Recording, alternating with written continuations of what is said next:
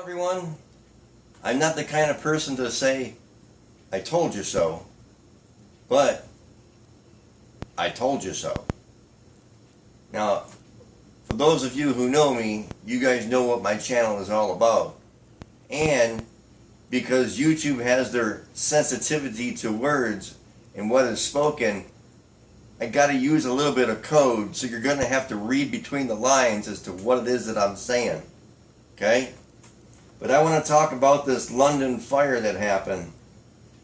The Grenfell Tower, which is a 24-story building, I believe it's an apartment complex, caught on fire. And the whole thing was engulfed, okay?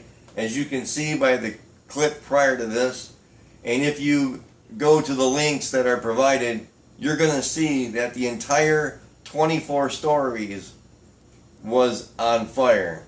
Now, my point to this is that I want to talk about a few specific fires that happened on the 11th day of the 9th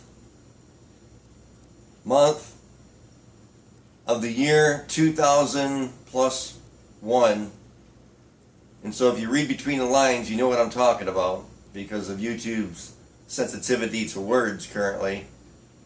I can't use the exact phrase. However, if you look at what happened on that day, those buildings burned for a total of 45 minutes each, and then they collapsed with minimal fire and not a whole lot of destruction, except for maybe some planned explosives. But you get the gist of what I'm talking about. If you've been around, you know exactly what I mean. But with YouTube being sensitive on words, you got to kind of talk in code now.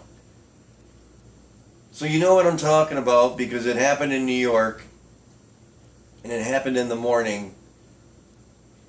But this tower here was totally engulfed in fire. This tower in London was totally engulfed in fire. All 24 floors. And it's still standing. And it burned for hours. Let me give you some of the details.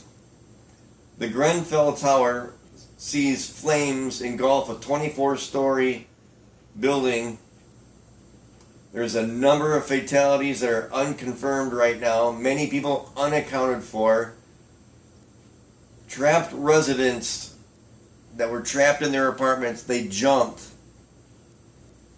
Instead of being burned to death, they jumped. Others could hear people screaming. There's at least 50 people currently in the hospital. Witnesses say the whole building is gone, yet it's still standing. This building in London, still standing.